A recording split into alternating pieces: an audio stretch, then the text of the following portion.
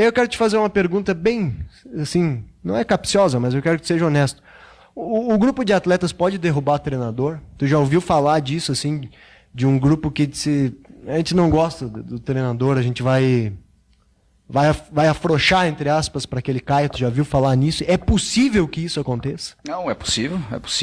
Não, se a gente disser que não, é mentira, né? Então, por isso que o bom relacionamento teu com o teu elenco e a honestidade com o teu elenco, ela é fundamental. O treinador, ele tem que trabalhar nesse viés.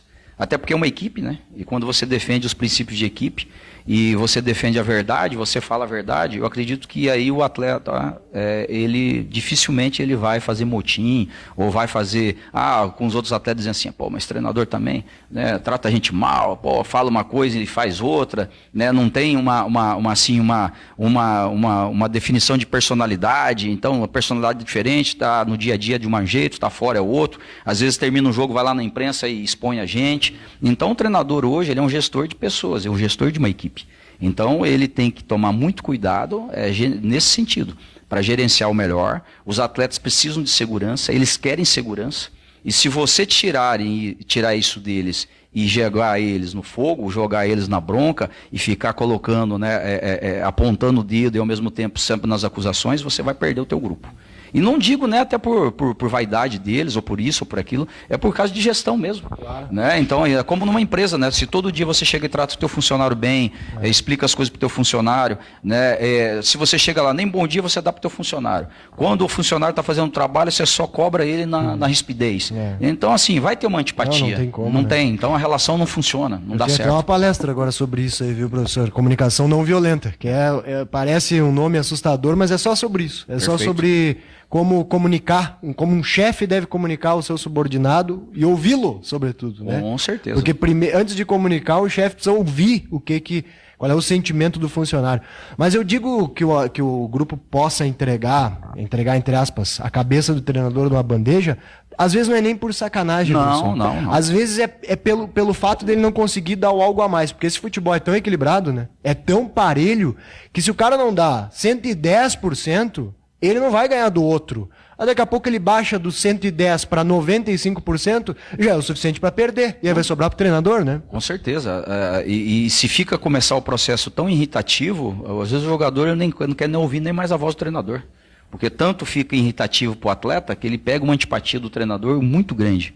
E quando cria essa antipatia, não tem vínculo, não tem laços, né? E quando você não tem laço no trabalho de equipe, esquece. O teu comandado, ele não vai te ouvir, ele não vai te escutar. E o maior ruído é isso. Quando a pessoa que você está ali comandando, ele não te ouve, esquece. Você já perdeu o grupo. Isso explica até por que o trabalho dos treinadores é bom até um tempo e depois ele decai, né? Porque já não há mais aquela sinergia e talvez seja natural às vezes, né, professor? Tipo, tem um tempo, às vezes, de validade. Nos teus casos, duraram muito tempo, né? Acho que até que tu saiu porque quis dos clubes.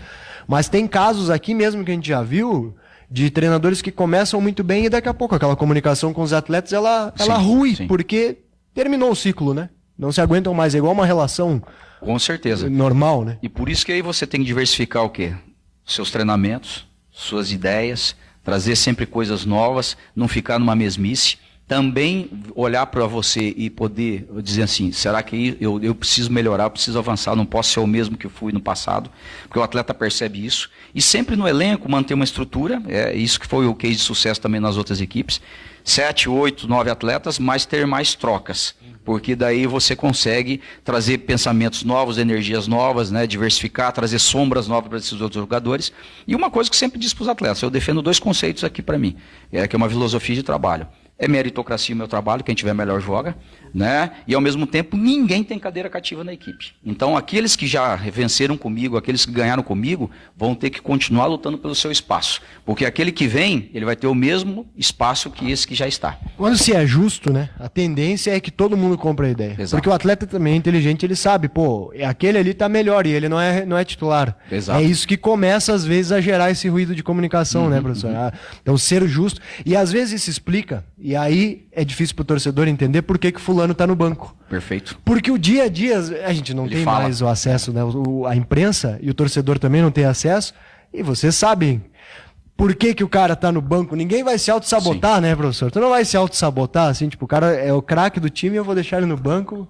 Porque eu quero me prejudicar? Jamais, né? Até por birra não existe, né? Eu sempre tenho que olhar para... E isso é uma coisa que eu falo direto, o trabalho de equipe, é o juventude. Então eu tenho que fazer o melhor para o juventude. Se eu tenho um atleta que ele realmente potencializa a equipe, então não tem como deixar no banco.